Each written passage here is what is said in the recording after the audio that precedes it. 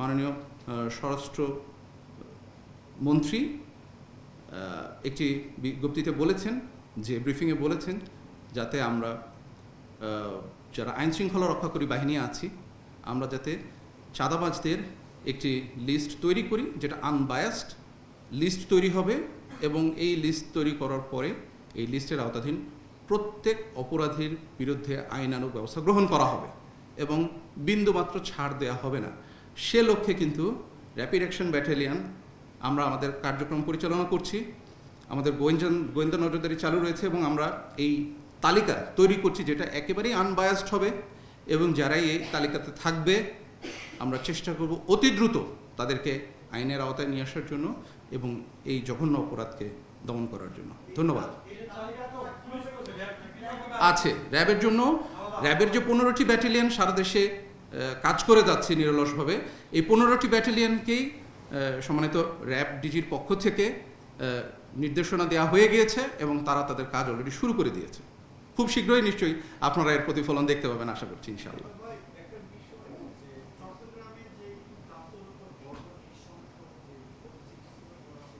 জি,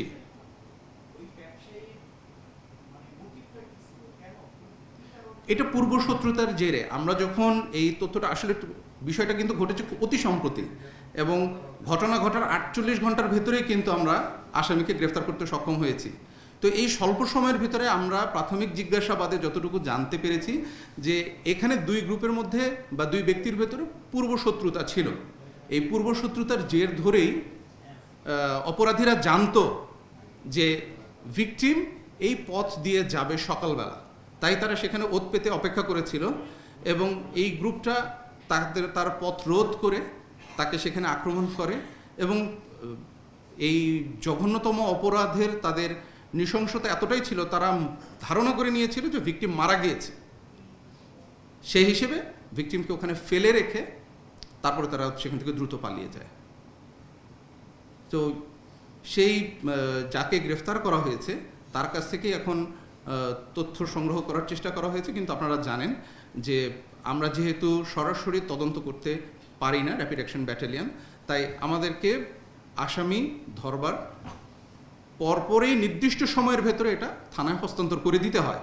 তা আমরা সেভাবে আইনি প্রক্রিয়া গ্রহণ করে এটা থানায় হস্তান্তর করে দিয়েছি, এবং এই কেসের এখন যে তদন্তকারী কর্মকর্তা থাকবেন এই দায়িত্বটা এখন তার উপরে বর্তায় যে পরবর্তীতে ফলো আপ অপারেশন হিসেবে আরও তথ্য যাচাই বাছাই করে এর সাথে সম্পৃক্ত আর যারা আছে তাদেরকেও ধরবার চেষ্টা করা হবে, এবং বিস্তারিত তথ্য তারা উদ্ঘাটন করার চেষ্টা করবেন বলে আশা রাখছি ইনশাআল্লাহ।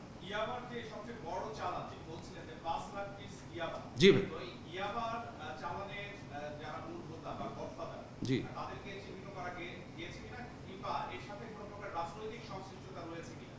খুবই চমৎকার একটি প্রশ্ন করেছেন। ইয়াবার এই চালানগুলো যারা নিয়ে আসে বা আমরা যাদেরকে ধরতে পারি যখন বিভিন্ন চালানে, যেমন গতদিনের ঘটনাটা ঘটেছে, একটি নৌকায় করে তারা, মানে মাছ ধরার নৌকায় করে তারা এই 5 লাখ পিস ইয়াবা নিয়ে আসছিল মিয়ানমার বর্ডার থেকে। তো এই ঘটনাগুলো যখন ঘটে তখন আমরা যাদেরকে ফিল্ডে আটক করতে পারি, মাঠ পর্যায়ে যাদেরকে আটক করি, তারা কিন্তু একেবারেই মানে কি বলবো রুডিমেন্টারি লেভেলের অপরাধী। তারা মাঠে কাজকর্ম করে এই অপরাধের সাথে সংশ্লিষ্ট হয়, আমরা তাদেরকে ধরি, কিন্তু এর ব্যাকগ্রাউন্ডে কিন্তু কাজ করে বড় বড় মাদক ব্যবসায়ী বা হোতা যারা আছে। তো তারা কিন্তু ম্যাক্সিমাম সময়ই দেখা যায় যে ধরাছোঁয়ার বাইরে থাকে। তো এর সাথে আসলে এই ধরনের অপারেশনগুলো আমরা যখন মাঠ পর্যায়ে করি তখন আমাদের এগুলোর সাথে আবার ফলো আপ টিমও থাকে। দেখা যায় যে যারা গডফাদার বা হোতা তাদেরকেও আমরা ধরার চেষ্টা করি, এবং এই প্রচেষ্টাটা চলমান। অনেক সময় আপনারা দেখবেন যে বড় বড় মাদক কারবারীরা র্যাব, পুলিশ, বিজিবি আরও অন্যান্য আইন শৃঙ্খলা রক্ষাকারী বাহিনীর হাতে গ্রেফতার হয়।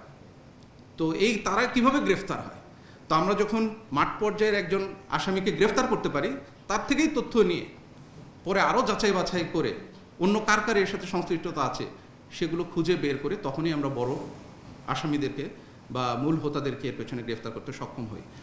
ঘটনাগুলো যে খুব সহসাই ঘটে তা না, কারণ তাদেরকে গ্রেফতার করা, তারা যেহেতু ধরাছোঁয়ার বাইরে থাকে এবং তারা অনেক ধরনের ডিফেন্সিভ মেকানিজম তার ভেতরে গ্রহণ করে, সেগুলো আপনারাও জানেন, তাই তাদেরকে ধরাটা অত সহজও না, কিন্তু আমাদের প্রচেষ্টা কখনোই থেমে থাকে না। দিন শেষে একটা কথাই সবার জন্য প্রযোজ্য, কেউই আইনের শাসনের ঊর্ধ্বে না। একদিন হয়তো পার পেতে পারে, পরের দিন পার পেতে পারে, কিন্তু তৃতীয় দিন তার অবশ্যই আইনের আওতায় আসতেই হবে।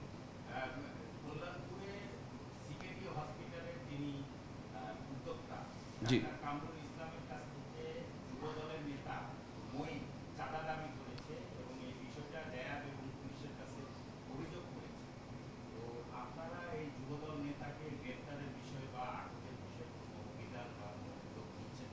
অবশ্যই অবশ্যই।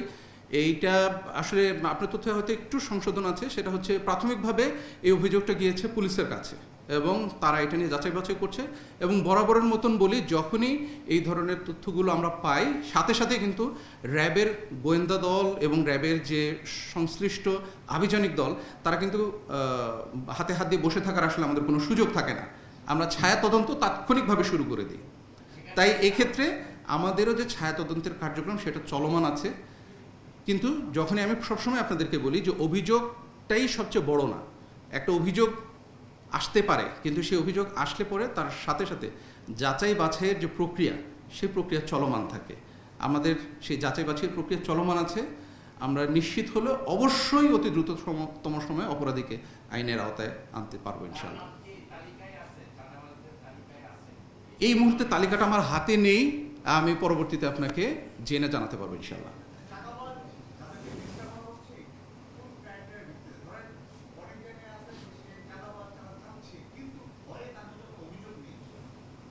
আমরা আসলে খুবই গুরুত্বপূর্ণ একটি প্রশ্ন করেছেন ভাই, আপনাকে ধন্যবাদ।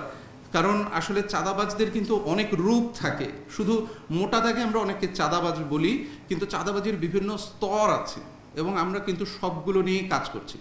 র্যাবের 15টা ব্যাটালিয়নকে একই নির্দেশনা প্রদান করা হয়েছে, যাতে করে যেই লেভেলেরই চাঁদাবাজ হোক, সেটা পরিবহন সেক্টরের চাঁদাবাজিও হতে পারে, যে হাইওয়েতে যে চাঁদাবাজিগুলো হয়, সেটা বাজারের ক্ষেত্রে চাঁদাবাজিও হতে পারে, যে যত রকমের কাঁচা বাজার, পাকা বাজার, যত রকমের বাজার আছে, বাজারগুলোতেও কিন্তু চাঁদাবাজি হয়। এরকম সব ক্ষেত্রেই ব্যবসা প্রতিষ্ঠানেও চাঁদাবাজি হয় বিভিন্ন ধরনের। তো এই স্তরগুলোকে বিবেচনা করে ছোট থেকে বড় সবগুলো স্তরকেই বিবেচনায় রেখে এই চাঁদাবাজির লিস্ট তৈরি করা হচ্ছে। ধন্যবাদ।